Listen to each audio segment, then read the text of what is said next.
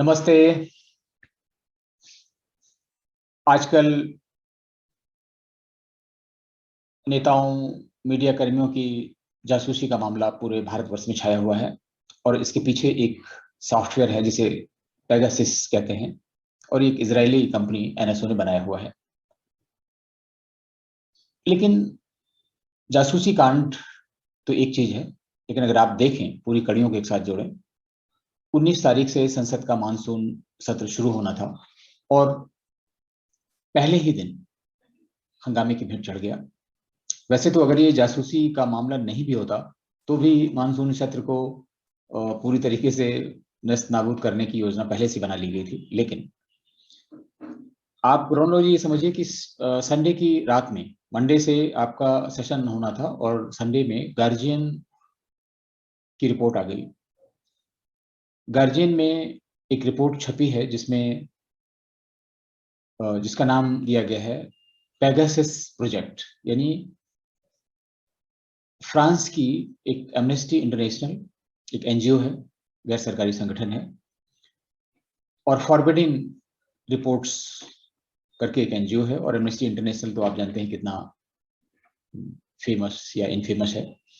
इन सब ने मिलकर एक रिपोर्ट तैयार की है और उस रिपोर्ट को 16 जो अखबार हैं अंतर्राष्ट्रीय, उनको शेयर किया गया है। उनमें से Washington post, New York times, guardian of course है ही है, हिंदुस्तान से बाहर सरीखे पत्र भी हैं। और वो गार्जियन ने रिपोर्ट मानसून सत्र की पूर्व संध्या पर छाप दी और उसके बाद बवाल हो गया। मीन्स पूरी स्ट्रेटजी बदल गई। ऐसा लगा जैसे विपक्ष को एक बहुत धारदार हथियार मिल गया। आप देखें कि भारतीय राजनीति का कितना बदरंग चेहरा है। इतने राजनीतिक दल, इतनी पार्टियां, एक पार्टी बड़ी टूटती है, दूसरा दल बनता है, और अगर दल भी नहीं बनता तो निर्दलीय लोग खड़े हो जाते हैं। और इस तरीके से इस तरह की व्यवस्था विश्व में कहीं भी बहुत सार्थक नहीं हुई, चाहे वो ब्रिटेन हो जिसकी कॉपी भारत ने की ऑफ कोर्स, और चाहे वो इजराइल जैसा छोटा देश ही क्यों ना हो। तमाम पार्टियां हैं। और अभी आपने देखा होगा रिसेंट पास्ट में इजराइल में अस्थिरता बहुत आ गई। नेतन्याहू को पद छोड़ना पड़ा, दूसरे आ गए, लेकिन वहां पे राष्ट्रभक्ति और राष्ट्र की भावना इतनी कूट कूट कर भरी हुई है कि अस्थिरता के बाद भी वहां पर राष्ट्र की भावना काम करती है। नेतन्याहू ने इस्तीफा दिया और जैसे ही नए प्रधानमंत्री ने आया उन्होंने फिर अटैक कर दिया। मीन्स ऐसा लग रहा था कि जैसे वो इंतजार कर रहे थे और जैसे ही लिया कोई भी काम देश का रुका नहीं। लेकिन हिंदुस्तान में ऐसा नहीं हो पाता है। जेस्टिशन पीरियड बहुत लंबा है। राजनीतिक दलों में बल्कि राष्ट्र भावना नहीं है। सब अपना अपना हित देख रहे हैं। देश की चिंता किसको होगी? देश की अगर चिंता हो तो फिर वो इस तरह की अंतर्राष्ट्रीय साजिश का हिस्सा क्यों बने? और जबकि सारे लोग जो संसद में पहुंचते हैं, विधानसभाओं में पहुंचते हैं, मुख्यमंत्री बनते हैं, मंत्री बनते हैं, नेता विपक्ष बनते हैं, वो सभी संविधान की शपथ लेते हैं, राष्ट्र निष्ठा की शपथ लेते हैं, लेकिन इसके बाद भी कभी भी वो अपना स्वार्थ नहीं छोड़ पाते। तो इस रिपोर्ट पर बात करने के पहले हम देखें कि पूरा क्या सीन है। संसद का जो पहला दिन था वो हंगामे की भेंट इतना ज्यादा चढ़ गया कि शुरुआत ही ऐसी हुई कि जिसमें प्रधानमंत्री नरेंद्र मोदी अपने नवनियुक्त मंत्रियों का परिचय भी नहीं करवा सके। परंपरा होती है कि जब कोई मंत्री शपथ लेते हैं तो उनका परिचय करवाया जाता है संसद में, वो नहीं करवा सके। और हंगामे की वजह वही गार्जियन की रिपोर्ट थी। गार्जियन में जो रिपोर्ट छपी थी उसमें दिया गया है कि पूरे विश्व में तो बहुत से लोग हैं, लेकिन भारत में लगभग 300 से ज्यादा हस्तियों के फोन हैक किए गए हैं। संदेह है ऐसा। हम अभी डिस्कस करेंगे कि इसमें किस तरह का सॉफ्टवेयर है और किस तरीके से कौवा कान ले गए में ये बातें आगे बढ़ रही हैं। और उसमें मजेदार बात यह है कि अकेले विपक्षी लोग नहीं है उसमें। कांग्रेस के राहुल गांधी का नाम आया तो स्वाभाविक है कांग्रेस में भूचाल आ गया, क्योंकि गांधी परिवार का कोई आदमी आ जाए वही उनका भगवान है, वही उनका देवता है, वही सब कुछ है और उनके सहारे उनकी नैया चलनी है। तो जब राहुल गांधी का नाम आ गया तो हंगामा मच गया बहुत। लेकिन अगर हम देखें तो राहुल गांधी के अलावा उसमें सत्ता पक्ष के लोगों के नाम है। अश्विनी वैष्णव का नाम है जो केंद्रीय मंत्री हैं, प्रहलाद पटेल का नाम है, पूर्व निर्वाचन आयुक्त अशोक लवासा थे उनका नाम है, और प्रशांत किशोर सहित कई पत्रकार शामिल हैं, ऐसा बताया जाता है। इस तरह की कोई ऑथेंटिक रिपोर्ट अभी नहीं है। ये गार्जियन ने अपने अंक में छापा है, संडे के अंक में। लेकिन आप समझते हैं गार्जियन किस तरह का पेपर है? गार्जियन वह पेपर है जिसने कोरोना महामारी की दूसरी लहर के दौरान भारत के शमशान घाटों की तस्वीरें, गंगा में बहती लाशों की तस्वीरें, तमाम सारे पत्रकार हिंदुस्तान के हैं, बरखा दत्त हैं, हना अयूब हैं, दानिश, बहुत सारे पत्रकार हैं जिन्होंने शमशान घाट में जाके लाइव टेलीकास्ट किया, जिनके फोटोग्राफ पूरे विश्व स्तर पे बहुत महंगे दामों में बेचे गए। इस तरह के काम जो हो रहे हैं, ये गार्जियन है। ये गार्जियन ने भी किया, वाशिंगटन पोस्ट ने भी किया, बहुत सारा ऐसा पश्चिम का मीडिया है जिन्होंने ये सब किया। अब देखते हैं कि ये इस खबरों का क्या हुआ। राहुल गांधी की जासूसी से तो कांग्रेस का भड़कना बहुत स्वाभाविक था, और उसमें एक दो नेता हैं सुरजेवाला टाइप के, उनको तो कंट्रोल ही नहीं होता है कि वो शायद ऐसा उन्होंने ठेकेदारी ले ली है कि वो कांग्रेस को ही परास्त कर देंगे।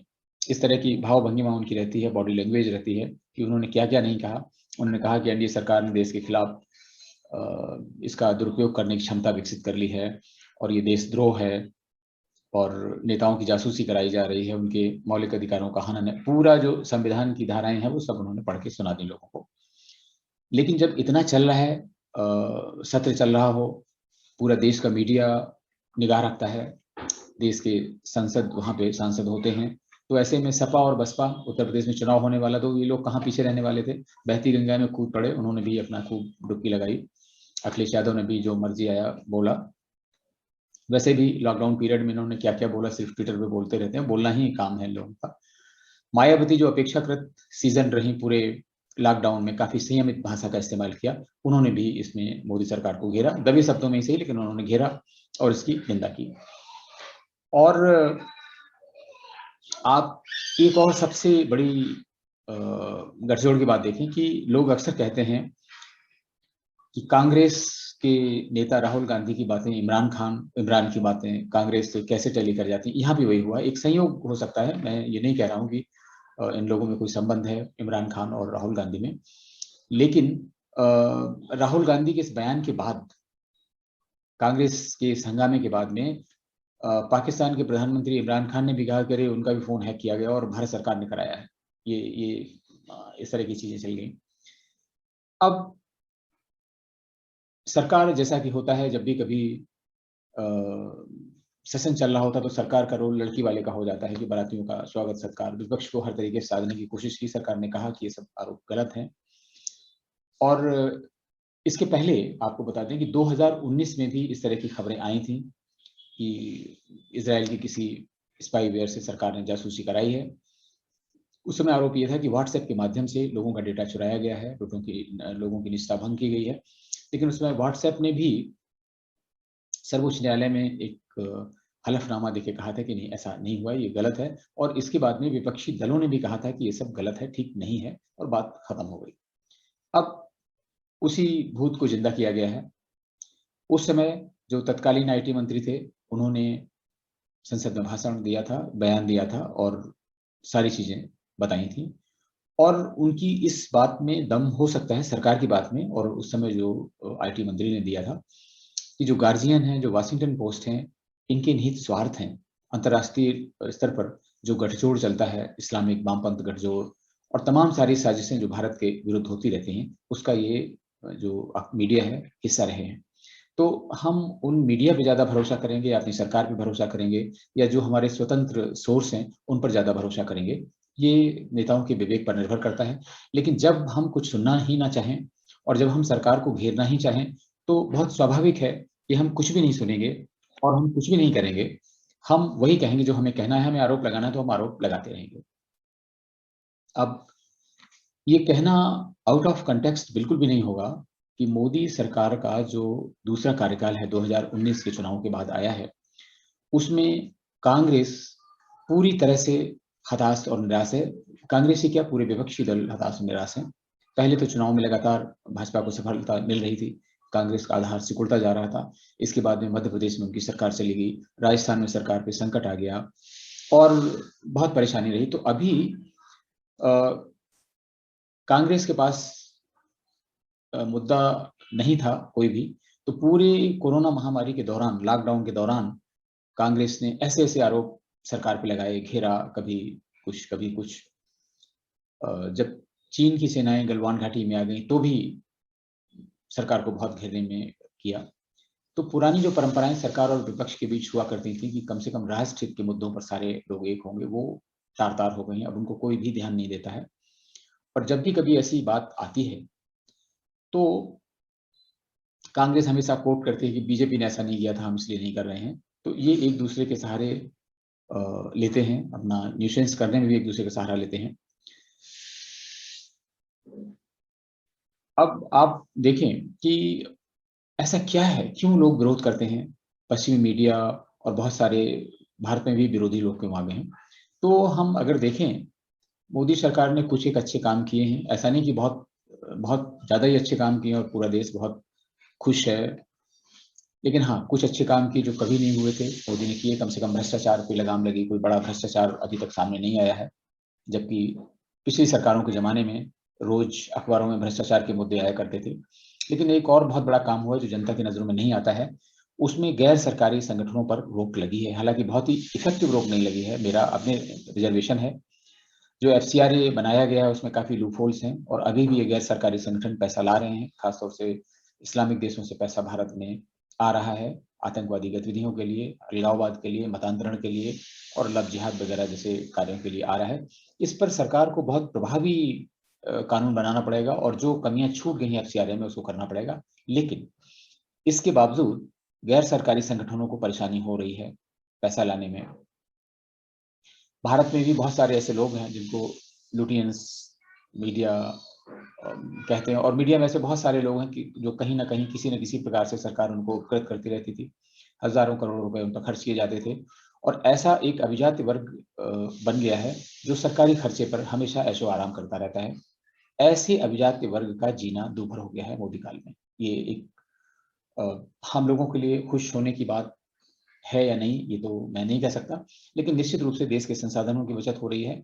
और ऐसा क्या था, ऐसा सरकार क्यों इन पे पैसा लुटाया करती थी? वो सिर्फ अपने फेवर में, अपने पक्ष में एक वातावरण बनाने के लिए ऐसा करती थी। शायद मोदी को ये गवारा नहीं है, इसलिए मोदी के विपक्ष में हलचल बहुत हुआ करती है। सारा जो कुनबा है एक साथ खड़ा हो जाता है और ऐसे जो बुद्धिजीवी वर्ग हैं और ऐसे जो गैर सरकारी संगठन हैं, ऐसा जो मीडिया है, वो सब मोदी के विरुद्ध खड़ा हो जाता है जब भी कभी आता है। और हम 2019 के बाद लगातार देख रहे हैं, जब भी कभी ऐसी घटनाएं होती हैं, सब एक साथ एक सूत्र में जुड़े हुए होते हैं। और अभी अगर हम देखें, अंतर्राष्ट्रीय स्तर पर एक साजिश चल रही है, आप सभी जानते हैं। और आजकल ये एजेंसियां कह रही हैं, अंतर्राष्ट्रीय स्तर पर सामने आता है कि चीन ज्यादातर देशों में दखल देता है। और चूंकि भारत से गलवान घाटी में उसका टकराव रहा है, जहां पे उसकी जो वैश्विक ताकत है उसको एक चुनौती का सामना करना पड़ा और उसकी जो इज्जत है उसको थोड़ा सा बट्टा लगा। इसलिए वो किसी न किसी तरह से इस अपनी जो बेइज्जती है इसका उसको भुनाएगा, उसका बदला जरूर लेगा। और चीन आजकल बहुत से देशों में इतना पैसा इस्तेमाल कर रहा है सरकारों के खिलाफ अपने पक्ष में वातावरण बनाने के लिए। तो ऐसा कहा जा रहा है कि अंतर्राष्ट्रीय स्तर पर चीन मोदी सरकार के विरुद्ध एक बहुत बड़ा खिलाड़ी है, बहुत पैसा खर्च किया जा रहा है। और उसमें पाकिस्तान जैसे पिछले छोटे मोटे गरीब देश भी उनकी हाँ में हाँ मिलाकर काम कर रहे हैं। तो इसके पहले हम देखें, कुछ जो कड़ियां हैं उनको अगर जोड़ें, आपने देखा होगा कि संशोधित नागरिकता का कानून आया, देश भर में धरना प्रदर्शन हुए। जिन राज्य सरकारों ने समर्थन दिया, जैसे पश्चिम बंगाल की सरकार थी, वहां पे बहुत सारी प्रॉपर्टी को नुकसान हुआ। उत्तर प्रदेश में जैसे योगी आदित्यनाथ की सरकार थी, उन्होंने इस पर बहुत प्रभावी अंकुश लगाया, तो वहां कुछ नहीं हो पाया और लगभग जो इसके प्रदर्शन थे बिल्कुल बंद रहे। लेकिन दिल्ली में शाहीन बाग में प्रदर्शन चलता रहा, वो बिल्कुल केंद्र सरकार के नीचे था। राज्य सरकार भले ही आम आदमी पार्टी की हो, लेकिन वहां पर भी पुलिस तंत्र केंद्र सरकार के पास है। लेकिन वो बहुत दिनों चला, मामला सर्वोच्च न्यायालय में गया, सर्वोच्च न्यायालय ने भी मध्यस्थता की बात कर दी, पता नहीं किस दबाव में। और मध्यस्थ भी ऐसे बने, तो एक मध्यस्थ तो ऐसे थे जिनका स्टैंड बिल्कुल क्लियर था कि वो शाहीन बाग आंदोलन के पक्ष में थे, उनको भी मध्यस्थता करने का मौका मिला, लेकिन वो सफल नहीं हो पाया। बाद में कुछ परिस्थितियों में, जिस समय कोरोना महामारी आई, सरकार ने अपना प्रभाव दिखा के अपने आप धरना प्रदर्शन खत्म हो गया, क्योंकि बहुत लंबी अवधि इस तरह के धरना प्रदर्शनों की नहीं होती है। उसी समय ट्रंप का भारत आगमन हुआ और दिल्ली में दंगे हुए। आप दिल्ली दंगों को देखें या शाहीन बाग को देखें, पूरा विपक्ष मोदी के विरोध में खड़ा था। अब शाहीन बाग या दंगे किसी देश में हों और सारा विपक्ष अगर उन दंगों का साथ दे, तो ये कैसी राष्ट्र निष्ठा हो गई, ये कैसा लोकतंत्र हो गया। इसमें अगर सरकार बनाना ही उद्देश्य है सारे राजनीतिक दलों का, और पैसा कमाना ही उद्देश्य है, तो ऐसा लगता है कि राजनीति से बड़ा हिंदुस्तान में कोई उद्योग नहीं। और जितने भी राजनीतिक हैं, चाहे वो छोटी मोटी पार्टियां हों, उनका नाम लेना उचित नहीं है, सब बहुत बड़े उद्योगपति हैं, राजनीतिक उद्योगपति हैं, जिनका उद्देश्य सिर्फ पैसा कमाना है। अब आप देखें, कृषि कानूनों का आंदोलन शुरू हुआ, सुप्रीम कोर्ट में याचिकाएं गई, सुप्रीम कोर्ट ने कुछ नहीं किया। कई बार ऐसा लगता है कि उसका नाम जरूर सर्वोच्च न्यायालय है, लेकिन कहीं ना कहीं अपनी सर्वोच्चता प्रदर्शित नहीं कर पाता है। और यहाँ भी उन्होंने पलायनवादी प्रवृत्ति का परिचय दिया कि नहीं नहीं नहीं, वो तो होना चाहिए मौलिक अधिकार, और दाएं बाएं करके वो आंदोलन चलता रहा। पुलिस डिसीजन ले और केंद्र सरकार डिसीजन ले, और वो आज भी किसान आंदोलन चल रहा है। कोरोना महामारी के दौरान, लॉकडाउन के दौरान, जिस समय तमाम नियम कानून थे उनका पालन नहीं हुआ, बहुत बड़ी बड़ी घटनाएं हुई, लेकिन किसान आंदोलन चलता रहा। सबसे दर्दनाक बात है कि वहां पे बलात्कार की घटना हुई, वहां पे कई लोग कोरोना संक्रमण से मारे गए। कितने लोगों ने वहां से कोरोना ले जाकर अपने अपने प्रदेशों में बांट दिया। पंजाब कराहने लगा, हरियाणा में जहां कोरोना की बहुत ज्यादा चीज नहीं थी, बहुत आवाजाही के कारण वहां भी हो गया। पश्चिमी उत्तर प्रदेश में भी कोरोना फैला इसके कारण। लेकिन सारा विपक्ष इस किसान आंदोलन के साथ में खड़ा रहा, किसानों के साथ में खड़ा रहा, क्योंकि उनको अपनी राजनीतिक जमीन वहां पे दिखाई पड़ रही थी। अब आप देखें, दिल्ली में लाल किले पर घटनाएं हुई, इसके बाद में टूल किट उजागर होती है, उसमें ट्विटर की संलिप्तता आती है, ट्विटर और सरकार के बीच में कसमकस चलने लगती है। इस टूल किट में वो सारी चीजें, कड़ियां जुड़ी हुई हैं कि कैसे क्या करना है सरकार के विरुद्ध। उसमें से बिल्कुल अंतर्राष्ट्रीय साजिश नजर आती है। उसमें तमाम अंतर्राष्ट्रीय प्लेयर हैं, पोर्न स्टार से लेकर पर्यावरणवादी तक को साथ में लिया गया। तो आप समझ सकते हैं कि कैसे बिंदुओं को जोड़ा गया, कैसे खालिस्तानी जो प्रोपेगेंडा करने वाले हैं कनाडा से लेकर दूसरे देशों में, अमेरिका तक, उनको उसमें जोड़ा गया।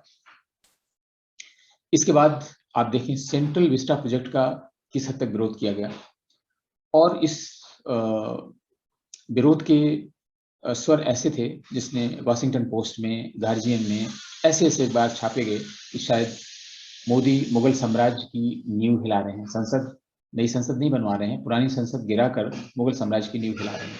लेकिन वो टूल किट का एक हिस्सा था। चाहे वो कुंभ के मेले का कुंभ के मेले के कारण कोरोना की महामारी को बेभत्स रूप दिया जाए, कोरोना में मृतकों की संख्या को सरकार द्वारा छिपाया जाना हो, मीन्स जो भी कुछ खराब देश के बारे में बताया जा सकता है, वो विपक्ष ने सब कुछ किया। और सबसे बड़ी चीज हुई, कोरोना के लिए जो वैक्सीन, स्वदेशी वैक्सीन डेवलप हुई, उसके बारे में इतनी नकारात्मकता फैलाई गई। बहुत से नेताओं ने, जो पूर्व मुख्यमंत्री थे, पूर्व मंत्री थे, प्रधानमंत्री की रेस में थे, उन्होंने भी उस वैक्सीन पर सवाल उठाए, और उससे लोगों में भय व्याप्त हुआ, लोगों में एक ऐसा संदेश गया जिससे जो वैक्सीनेशन की ड्राइव है उसको बहुत क्षति पहुंची।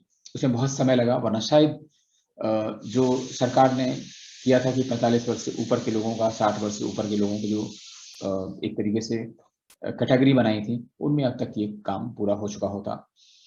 इसके बाद में वैक्सीन की कमी पर केंद्र सरकार को घेरना, इसके बाद में वैक्सीन इंपोर्ट न करने के लिए सरकार को घेरना, जबकि स्वदेशी वैक्सीन बहुत सस्ती थी, विदेश की वैक्सीन यहाँ पे इफेक्टिव भी नहीं थी और उनकी कॉस्ट बहुत ज्यादा थी। इसके बाद भी सरकार को घेरा गया।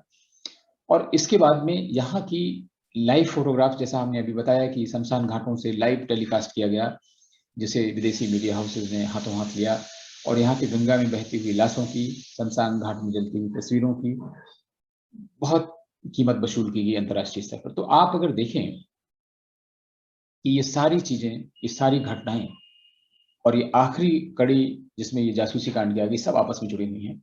और इसमें जब कोई इवेंट होती है, इवेंट मैनेजमेंट, उसमें कोई मीडिया पार्टनर होता है, कोई उसके स्पॉन्सर होते हैं। इस तरीके से पूरा प्रोग्राम जो चल रहा है, उसमें वाशिंगटन पोस्ट, गार्जियन और कुछ अपने यहाँ के पेपर हैं, आप जानते हैं कौन से पेपर हैं, कौन से मीडिया चैनल हैं, उन्होंने मीडिया पार्टनर की भूमिका अदा की है। अब आप देखें इसमें जो गार्जियन ने किया है उसकी आप अगर एक तस्वीर देखें, गार्जियन ने अपने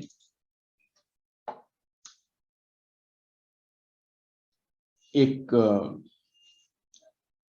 अंक में ये है, आप देख लीजिए, गठजोड़ साबित करने के लिए है, जिसमें गार्जियन और आपके इंडिया से इसका नाम आ गया है, wire, amnesty international, forwarding stories, सब मिलके एक गठजोड़ के रूप में ये सब काम कर रहे हैं, पूरे अंतर्राष्ट्रीय जो हिस्सा है। और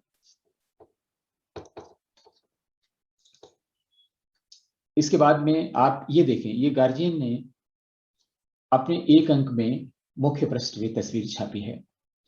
इसमें प्रधानमंत्री मोदी भी हैं, राहुल गांधी को दिखाया गया है, और फ्रांस के राष्ट्रपति भी पीछे हैं, बीच में मैक्सिको के राष्ट्रपति हैं। ये सब वो लोग हैं, टारगेट ग्रुप है जो जिन लोगों को टारगेट किया गया है। ये आप देखें, ये इस ढंग से बनाया गया है, जासूसी का किया गया है। अगर आप ध्यान से देखें, इसमें एक मोदी होंगे, ये जो नेता दिखाए गए थे सब एक करके मिलेंगे। ये गार्जियन का काम है। ये देखिए, गार्जियन का एक अंक है जिसमें राहुल गांधी को फ्रंट पे दिखाया गया है, और राहुल गांधी को मोदी का प्राइम राइवल दिखाया गया है, मीन्स ये मुख्य प्रतिद्वंदी हैं प्रधानमंत्री पद के लिए, ऐसा दिखाया गया है। ये भी देखें, एक गार्जियन में छपी हुई तस्वीरें हैं। आप देख के महसूस कर सकते हैं कि कैसा पेपर है ये। इसमें कितनी खुशनुमा तस्वीरें हैं इनकी। ये भी देखिए, ये छपी हुई तस्वीर है जिसमें दिखाया गया है कि मोदी गवर्नमेंट की जो स्पाईवेयर से जो सरकारी जो सुरक्षा है, राष्ट्रीय सुरक्षा को खतरा हो गया है, ये तस्वीरें हैं। और आप एक सबसे अनोखी तस्वीर देखें कि पुरानी तस्वीर किसी इलेक्शन के समय की ली गई है, बहुत ही खुशनुमा तस्वीर है जिसमें राहुल गांधी और प्रियंका एक चुनावी रथ पर सवार होकर जनता के बीच में निकले हैं, शायद रोड शो की कोई तस्वीर है। उसमें लिखा गया है, the spyware is sold to governments to fight terrorism, in India it was used to hack journalist and others. ये किया है। ये भी एक तस्वीर है। और ये अपने देशी अखबार है वायर, जिन्होंने राहुल गांधी को प्रमुखता दी। आप समझ सकते हैं कि इन सब का एजेंडा क्या है। और ये देना इसलिए जरूरी था कि आप देखें, वाशिंगटन पोस्ट ने भी अपने 19 जुलाई के अंक में लिखा है कि इसको आतंकवाद से लड़ने के लिए इजराइल ने बेचा था, लेकिन सरकारें राजनेताओं और पत्रकारों के विरुद्ध इसका इस्तेमाल कर रही हैं। उन्होंने बताया भी कि इसमें 40 भारतीय पत्रकार हैं जिनकी जासूसी की गई। अब आप देखें, जो फ्रांस की संस्था है फॉरवर्डिंग स्टोरीज और एमनेस्टी इंटरनेशनल, इन्होंने मिलकर खुलासा किया है कि इजरायली कंपनी एनएसओ की स्पाईवेयर जो है, उसका नाम है पेगासस, के जरिए दुनिया भर की सरकारें, पत्रकारों, कानूनविदों, नेताओं और यहाँ तक कि नेताओं के रिश्तेदारों तक की जासूसी कर रही हैं। और स्वाभाविक है, उन्होंने रिपोर्ट तो पूरे विश्व की बनाई गई है, लेकिन टारगेट हिंदुस्तान को किया गया है। ये भी इसमें आश्चर्यचकित करने वाली चीज है। आजकल देखें, फ्रांस बहुत दिनों से खबरों में है, कहीं सर काटने की घटनाएं, कहीं तमाम सारी चीजें हैं, उसमें डिटेल में जाने की आवश्यकता नहीं है इस समय। लेकिन फ्रांस भी हमेशा टारगेट में रहता है। ये वामपंथ और इस्लामिक गठजोड़ का ही नतीजा है। जहां कहीं बाहरी लोगों से लड़ना होता है, वहां वामपंथ और इस्लामिक गठबंधन एक हो जाते हैं। और अगर जो कम्युनिस्ट कंट्रीज हैं, उनके अंदर अगर इस्लाम की कोई आती है तो ना इस्लाम बोलता नहीं है, और कम्युनिस्ट उनको बहुत ही हार्सली ट्रीट करते हैं। चीन आप देख लें, रूस देख लें, कोई भी ऐसी कम्युनिस्ट कंट्री है, वहां पर इस तरह के डिस्प्यूट नहीं आते हैं। वहां पर कोई भाई भाई वाला रिश्ता नहीं होता है। लेकिन जब कभी और लोगों से लड़ना होता है तो ये दोनों एक हो जाते हैं। फ्रांस इसलिए हमेशा इनके टारगेट ग्रुप में रहता है, और ऐसे देश टारगेट ग्रुप में रहते हैं जो इनके एजेंडे में है, या इन पेपर्स को, इन मीडिया हाउसेस को, वहां से कोई रेवेन्यू जनरेट नहीं हो रहा है। आजकल ये भी है कि पहले सार्वभौमिक सरकारों को आप परेशान करें, इसके बाद उनसे मनचाही कीमत वसूल करें। ये भी है, ये पश्चिम मीडिया में बहुत होता है। लेकिन आप देखें कि जिन 40 पत्रकारों का, जिन लोगों का नाम दिया गया है, इनकी विश्वसनीयता बिल्कुल संदिग्ध है। और इसका अभी हम लोग डिस्कस करेंगे टेक्निकली कि कैसे ये संदिग्ध है।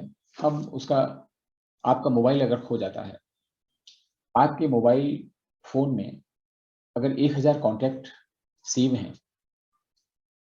और अगर किसी ने आपका फोन हैक कर लिया है तो वो 1000 कॉन्टैक्ट्स में एक्सेस हो जाएगी, लेकिन वो उन 1000 कॉन्टैक्ट जिनकी लिस्ट हैकर को मिल गई है, ये नहीं कहा जा सकता कि उन 1000 जो कॉन्टैक्ट लिस्ट में नाम थे उन सभी का फोन हैक हो गया है। ये इस तरह की बात होगी, कौवा कान ले गया तो सब लोग पीछे दौड़े जा रहे हैं, कोई ये देखने की कोशिश नहीं कर रहा है। हो सकता है 2-4 लोगों का फोन हैक हुआ हो, क्योंकि ये कई बार सरकारें ऐसा करती हैं आतंकवाद से लड़ने के लिए, या जहां कहीं सिलेक्टिव बेसिस पे, जहां कहीं संदिग्धता होती है, जहां कहीं पे सतर्कता बरतनी होती है, बहुत से ऐसे लोग हैं, करना आवश्यक हो जाता है देश चलाने के लिए। लेकिन अगर डेटाबेस में अगर किसी का फोन हैक किया गया, उसके साथ में कॉन्टैक्ट में टेलीफोन नंबर आ गए और इनको 50,000 नंबर मिल गए, इसका मतलब ये नहीं कि उन 50,000 नंबरों की, उन 50,000 लोगों की जासूसी की गई। ये बिल्कुल भी सही नहीं है और ये एकदम से प्रैक्टिकेबल नहीं लगता। इसलिए इसको सनसनीखेज बनाने के लिए, उन सरकारों को एम्बैरेज करने के लिए और उन सरकारों के विरोध में, चाहे वो मैक्सिको हो, चाहे वो फ्रांस हो, उन सरकारों के विरोध में जो लोग खड़े हैं उनको समर्थन देने के लिए ये पूरा तैयार किया लगता है। इसमें सच्चाई जरूर होगी, मैं ये नहीं कह रहा हूँ कि इसमें सच्चाई नहीं होगी, लेकिन इसे बहुत सनसनीखेज बना के पेश किया जा रहा है। लेकिन अगर हम ये मान भी लें कि इसमें सच्चाई कितनी है नहीं है, इस पचड़े में हम लोग ना पड़े, ये एक अलग विषय है कि कितनी सच्चाई है, जांच का विषय हो सकता है। और ज्यादातर सरकारें अपने स्तर से जांच कराएंगी, उन इन मीडिया रिपोर्ट की सत्यता को स्वीकार नहीं करेंगी और नहीं करना भी चाहिए। लेकिन जो अभी हमने आपको मीडिया हेडलाइंस दिखाई, जो फोटो छपी हैं इंटरनेशनल मीडिया में, वो अपने आप में ये बताती हैं कि एजेंडा क्या है, इसके पीछे का एजेंडा क्या है। अगर आपने किसी जासूसी के मैटर की रिसर्च की है, कोई एक रिपोर्ट तैयार की है, तो उसमें हम किसी विपक्षी दल को एक ऐसा प्लेटफॉर्म मुहैया नहीं कराएंगे, उनकी पब्लिसिटी नहीं करेंगे अंतर्राष्ट्रीय स्तर पर, जैसा इसमें किया गया लगता है। अब हम लोग समझते हैं कि क्या है ये Pegasus software. Pegasus software Israel की एक कंपनी है, एनएसओ, उसकी साइबर सुरक्षा क्षेत्र में काम करने वाली कंपनी है ये, जिसने ये बनाया है। और इसका काम है जिन लोगों की निगरानी की जाए, जिन लोगों को निगरानी में रखा जाता है, उनकी एक्टिविटीज को ट्रैक करना। और उनकी एक्टिविटीज को ट्रैक करने के लिए क्या जरूरी होता है, वो एसएमएस हो, उनके पास कॉल आने वाली सूचनाएं हों, वो जिससे बात करते हों वो मैटर हो। इस तरीके से जो खुफिया एजेंसियों को जो जो इंफॉर्मेशन की जरूरत पड़ती है, वो ये काम करता है। और ये सॉफ्टवेयर वाकई बहुत अच्छा है। और आपको बता दें कि जो इजराइल है, एक छोटा सा देश है, जैसे देश में मिलिट्री से सुरक्षा व्यवस्था के लिए बहुत अच्छा काम किया है, उसी तरीके से आईटी क्षेत्र में एंटीवायरस बनाने में बहुत ही उत्कृष्ट काम किया है। और जो बहुत अच्छे एंटीवायरस हैं कंप्यूटर में इस्तेमाल करने वाले, वो इसराइल के हैं। और ज़्यादातर देशों में, बहुत सारे देश इसराइल का सॉफ्टवेयर इस्तेमाल करते हैं जहाँ पे इसराइल के व्यापारिक संबंध हैं। बहुत से लोग आजकल अंतर्राष्ट्रीय स्तर पर ऐसी चीज़ों को नहीं खरीदते जहाँ पे उनके व्यापारिक संबंध नहीं होते हैं। बट इसमें कोई दो राय नहीं कि इसराइल के जो एंटीवायरस सॉफ्टवेयर हैं काफ़ी अच्छे हैं। अब जो पेगासस है, इसका मतलब होता है उड़ने वाला घोड़ा, ग्रीक भाषा में है। और भारत में जैसा अभी हम लोग बात कर चुके कि 2019 में इसका चर्चा हुई थी। और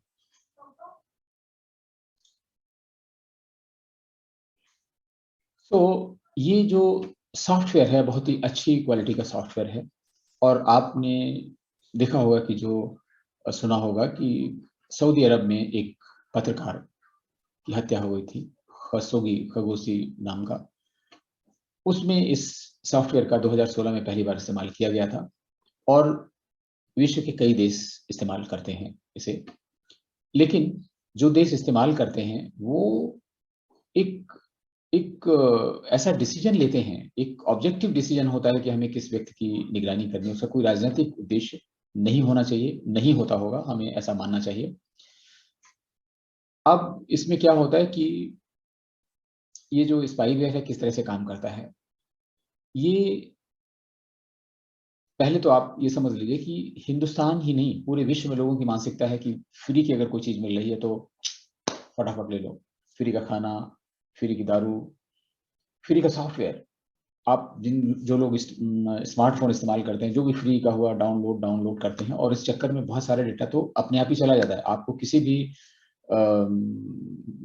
स्पाईवेयर की जरूरत नहीं।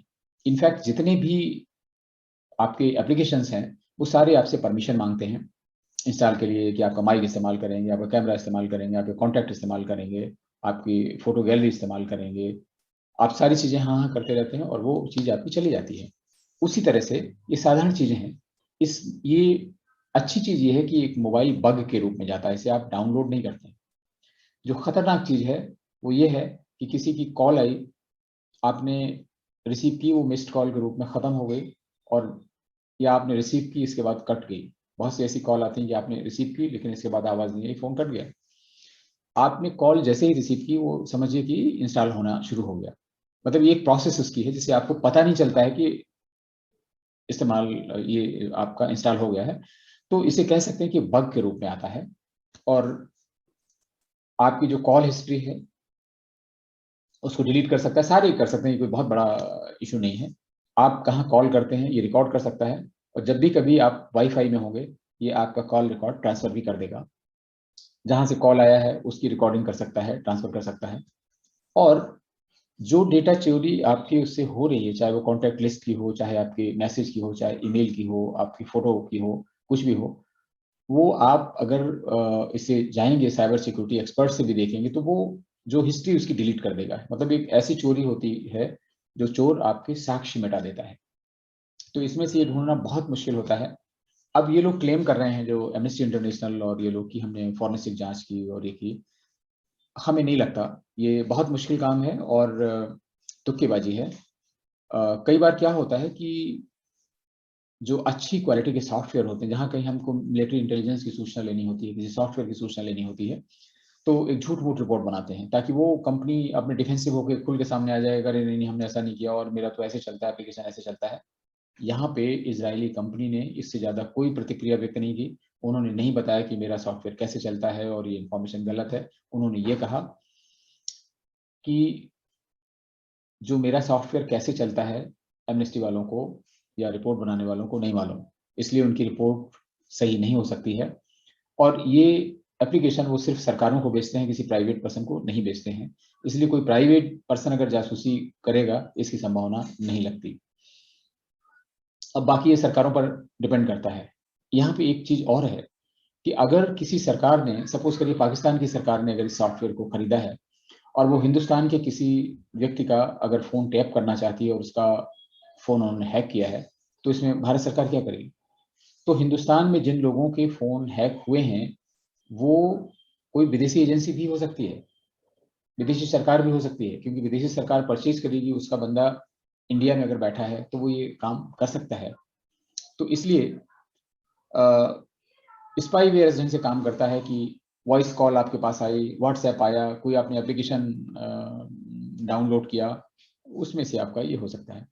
और जैसा सामान्य है कि आपके message, phone call, contact, screenshot copy कर सकता है, सारा कुछ कर सकता है। उनका उद्देश्य सिर्फ ये होता है आपको ट्रैक करना है, आप किससे मिलते हैं, किससे बात करते हैं, क्या इंफॉर्मेशन आपके पास आ रही है। और ज्यादातर सॉफ्टवेयर इस तरह की जानकारी प्राप्त कर लेते हैं। गूगल के पास आपकी सारी जानकारी है, एक एक मिनट की जानकारी है कि कहाँ से क्या करते हैं। बहुत से लोग तो अपना जो मूवमेंट है वो भी इनेबल करते हैं मैप में, कोई भी देख सकता है कहीं से कि आप कहाँ जा रहे हैं, कहाँ आ रहे हैं। तो आपका वैसे भी कुछ सेव नहीं है। ये तो एक जब कभी बात आती है तो फिजूल की बात होगी। और एक और बड़ी चीज है, अगर आपके पास स्मार्टफोन है तो आपका फोन हैक हो सकता है, लेकिन आपके पास जो बेसिक फोन है जिसमें सिर्फ कॉल जाती है, कॉल आती है, मैसेज आता है, उसे हैक नहीं किया जा सकता। उसमें जब तक कि कोई पर्पजली आपकी सर्विस प्रोवाइडर इन्वॉल्व ना हो, आपकी कॉल भी रिकॉर्ड नहीं की जा सकती, क्योंकि उसमें कोई एप्लीकेशन इंस्टॉल ही नहीं होता है।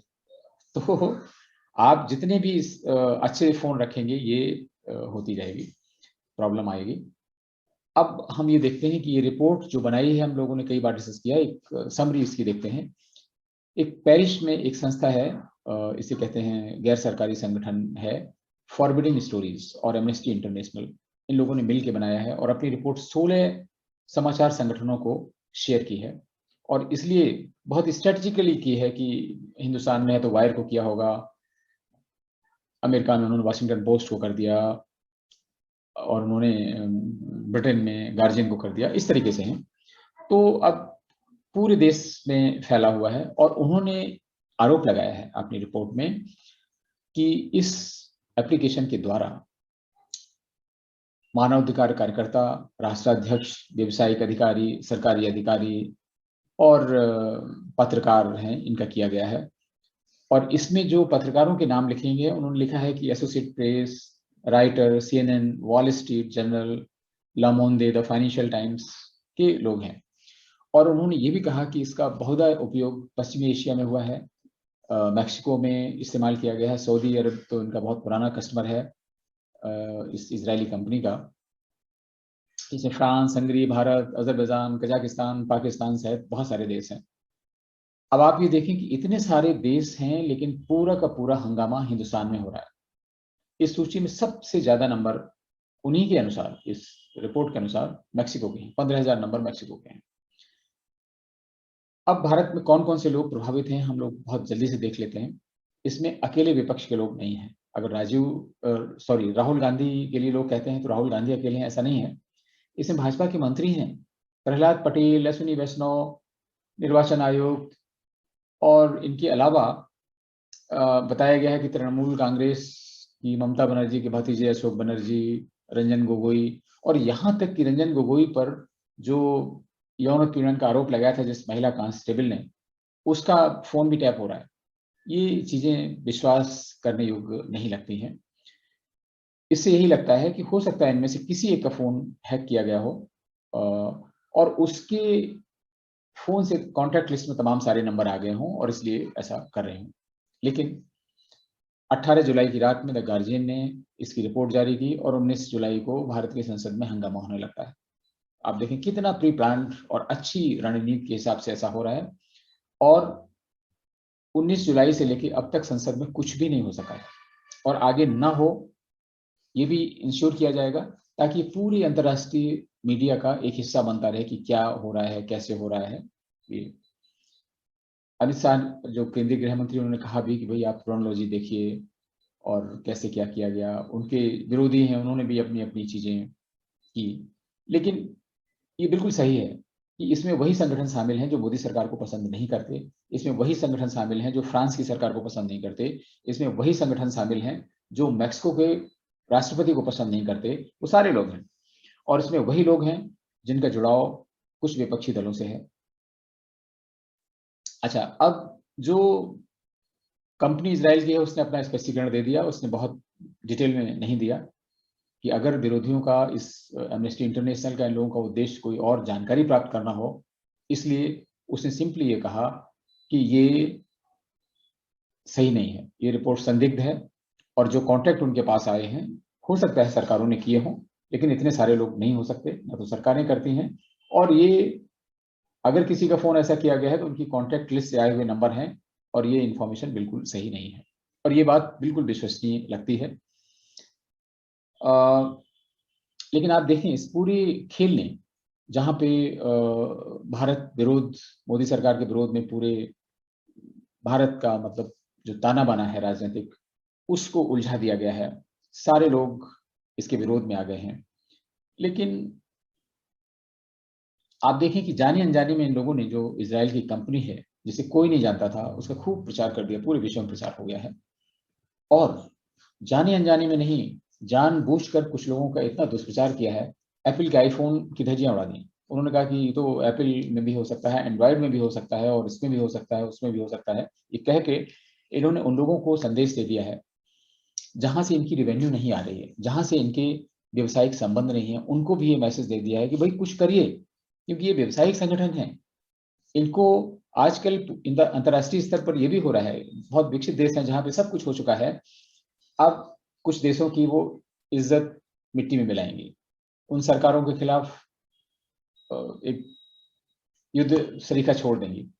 इसके बाद में कुछ कंपनियां ऐसी हैं जो इमेज बिल्डिंग का काम करती हैं, उन सरकारों से अच्छा खासा पैसा वसूल करती हैं और फिर उनकी इमेज बनाती हैं। चीन में थाइमैन स्क्वायर पे इतना बड़ा कांड हुआ, हांगकांग में इतना बड़ा कांड हुआ, कौन जानता है आज। सऊदी अरब में इतनी बहुत सारी चीजें हुई, कौन जानता है आज। कहा जाता है कि इन लोगों ने बहुत सारा धन खर्च करके उन कंपनियों से अपनी इमेज बिल्डिंग की एक्सरसाइज की। बहुत से राजनेता ऐसा करते हैं। भारत में कुछ सरकार और विपक्षी दल के लोग भी ऐसा करें, इसकी भी संभावना हो सकती है, लेकिन शायद नहीं। भारत सरकार शायद ऐसा नहीं कर रही है, अन्यथा उनके विरुद्ध इस तरह का एक युद्ध भरा माहौल नहीं होता। तो ये चर्चा थी इस सॉफ्टवेयर के बारे में। इसमें हम अगर जरूरत हुई तो और इनपुट लेकर आपके सामने आएंगे टेक्निकल रिपोर्ट में। लेकिन ये रिपोर्ट प्राइमा फेसी ऐसा लगता है कि बहुत ज्यादा इसको बढ़ा चढ़ाकर पेश किया गया है, इसमें इतनी सच्चाई नहीं है। और सच्चाई इसकी यही है कि सारा का सारा खेल एक अंतरराष्ट्रीय साजिश के अंतर्गत नरेंद्र मोदी को निपटाने का है।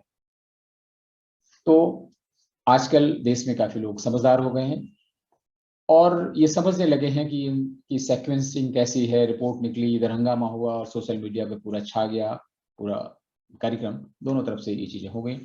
तो आपका अंत तक सुनने के लिए बहुत बहुत धन्यवाद। एक नई रिपोर्ट के साथ हम आपके साथ फिर जुड़ेंगे, तब तक के लिए नमस्कार। आप इस वीडियो को लाइक करें, शेयर करें और इस चैनल को सब्सक्राइब करें, ताकि जब भी कभी कोई नए विषय पर चर्चा होती है तो आप तक वो आसानी से पहुंच सके, आपको सूचना मिल सके। धन्यवाद।